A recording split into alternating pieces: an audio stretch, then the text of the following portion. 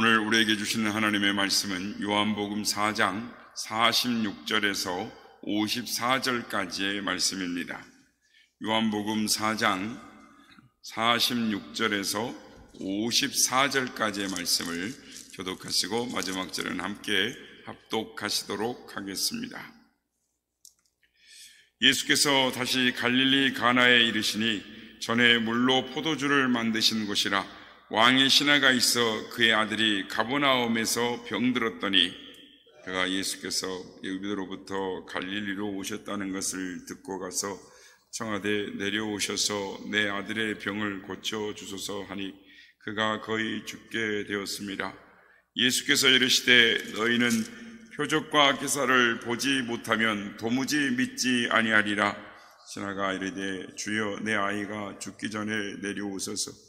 예수께서 이르시되 가라 내 아들이 살아있다 하시니 그 사람이 예수께서 하신 말씀을 믿고 가더니 가는 길에 그 종들이 오다가 만나서 아이가 살아있다 하거늘 그 낫기 시작한 때를 물은즉 어제 7시에 열기가 떨어졌나이다 하는지라.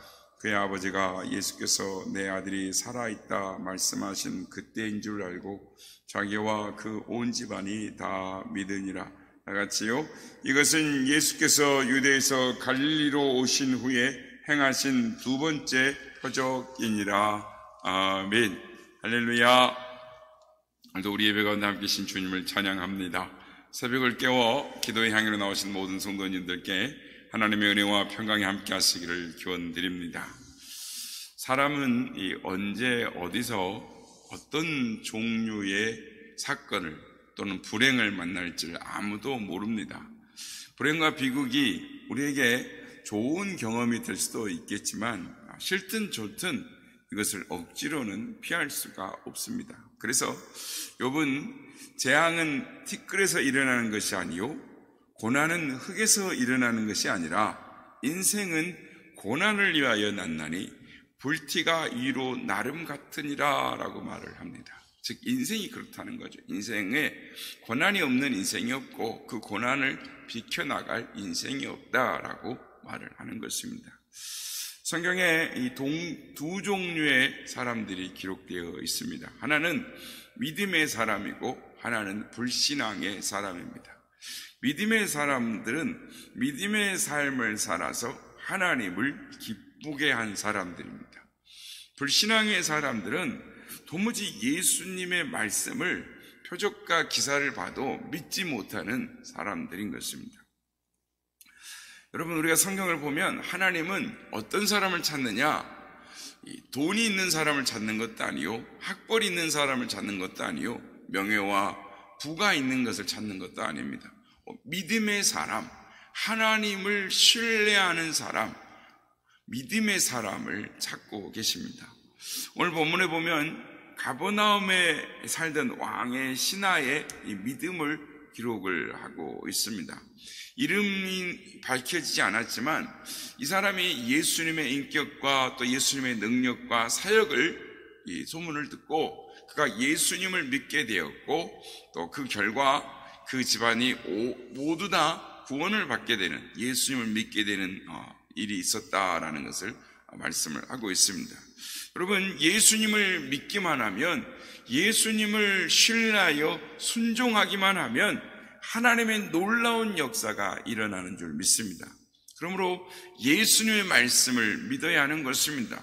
예수님을 의지하고 예수님께 모든 걸 맡길 때 오늘도 동일하게 하나님의 역사가 일어나는 줄로 믿습니다. 사람이 이 예수님께 나오는 이 동기는 형편에 따라 다 다른 것이죠. 우리가 지난 시간에 살펴봤던 것처럼 사마리아 여인처럼 우연히 우물가에 물을 뜨러 나왔다가 예수님을 만나는 경우가 있기도 하고, 또는 어떤 사람은 명절에 예루살렘 올라갔다가 예수님을 만나기도 하고, 어떤 사람은 전도자의 말을 듣기도 하고, 어떤 사람은 이 소문에 듣고 오는 경우도 있습니다. 어쨌든 중요한 것은 예수님을 만날 때, 그러니까 예수님을 올바로 만나기만 하면 다 구원을 받았다라는 것입니다. 구원을 받는다라는 것입니다. 오늘 이 시간에는 예수님께 나아가는 자는 어떠한 자세로 나가야 하는가라는 걸 살펴보므로 은혜를 받고자 하는 것입니다. 실제로 우리는 예수님 앞에 나아갈 때 믿음으로 나아가야 하는 것입니다. 오늘 본문에 나오는 이 왕의 신하는 아들이 병들어 죽게 되었습니다. 그럴 때 예수님께 나아가면 우리 아들이 살 수 있다. 그래서 예수님께 병을 고쳐달라고 먼 길을 한 걸음에 달려온 것입니다. 그러니까 아들에 대한 사랑이 그로 하여금 예수님께로 이 높은 신분임에도 불구하고 달려오게 한 것입니다. 이 부모가 자식을 위하면 무엇이든지 못할 일이 없죠. 다른 사람 앞에 무릎을 꿇는 일도 가감없이 물불도 가리지 않고 들어가는 것이 이 부모의 사랑인 것입니다. 가버나움의 왕의 신하도 예수님이 사실은 이 갈릴리의 이 이름 없는 젊은 이 목수에 불과했습니다.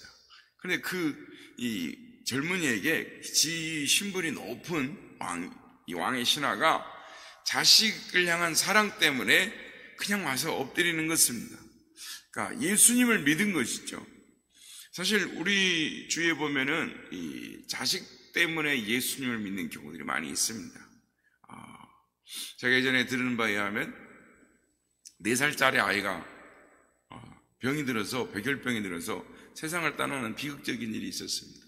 그런데 그 아이가 죽으면서 신앙을 간증하고 죽습니다. 4살짜리가 자기가 주위를 돌아보면서 눈을 떠서 천사가 와 있다고. 그 아이가 죽어가면서 이야기했더니 그 부모가 다 예수를 믿었죠. 또 아이들이 이렇게 교회를 다니다 보면 아이들이 부모를 전도하는 경우가 있습니다. 어쨌든 아이 때문에 부모가 예수님을 믿는 경우가 있습니다. 그래서 교회 학교가 중요합니다. 우리 교회가 이제 아직은 교회 학교가 이렇게 어린이 몇 명 없습니다만, 그러나 미래 세대에 중요한 것은 이 아이가 부모를 변화시키는 것. 교회 학교가 참 중요하다. 어쨌든 오늘 이 본문에 나와 있는 이 왕의 신하도 자신의 자녀 때문에 예수님께 나온 것입니다. 그러니까 예수님에 대한 소문을 들었는데 갈릴리 가나에서 물로 포도주를 만들었다라는 이야기를 듣게 된 것이죠. 그리고 마침 예수님이 유대에서 갈릴리 가나로 내려오신 것을 알고 한 걸음에 나온 것입니다. 그러니까 여러분, 우리는 어떤 문제든지 만날 수 있습니다. 그때마다 문제를 안고 혼자 근심 걱정하고 씨름하는 것이 아니라 그 문제를 어떤 문제이든지 예수님께 가지고 나아가면 그 문제를 다 해결해 주신다. 하나님이 풀어주신다. 하나님이 인도해 주신다. 하나님이 선한 길로 역사하신다는 걸 믿고 오로지 하나님 앞에 갖고 나오면은 하나님이 역사하실 줄로 믿습니다. 예수님에 대한 온 소문이 갈릴리에 퍼졌습니다. 그래서 이 소문을 듣고 왕의 신하가 나온 것이죠. 어쨌든 소문이 참 대단히 중요합니다. 그러니까 우리도 이제 우리가 교회 여러 가지 일을 하게 될 텐데 우리 교회는 이런 일을 해 라고 소문을 내는 게 참 중요하고, 내가 믿는 예수님이 이렇게 하셔라는 것들을 소문을 낼 때 전도가 참 중요하다라는 것을 알게 됩니다. 어쨌든 왕의 신하는 예수님의 소문을 듣고 이 가버나움, 그러니까 갈릴리 가나에면 한 34km 정도 되는데 그것을 한 걸음에 쫓아온 것입니다. 그래가지고 예수님께 고쳐달라는 거죠. 그렇습니다. 이 은혜를 사모하는 사람은 이처럼 예수님을 만나는데 열심을 내야 하는 것입니다. 은혜를 주시는 분은 하나님이시지만 이 은혜를 주시는 자리까지 나가는 것은 내가 해야 할 일인 것입니다. 은혜를 사모하는 자에게 하나님은 반드시 은혜를 주시는 것입니다. 그러니까 예수님 앞에 믿음으로 나왔더니 은혜를 받게 되는 것이죠. 둘째로 예수님께 나아가는 자는 그 믿음대로 하나님이 축복을 주신다라는 걸 믿어야 합니다. 그러니까 내가 믿음으로 나아가 하나님 해결해 주시는데 그때 내가 어떤 믿음으로 갖고 나가느냐. 그러니까 하나님이 이렇게 내가 믿음으로 나가면 해 주실까? 과연 응답해 주실까?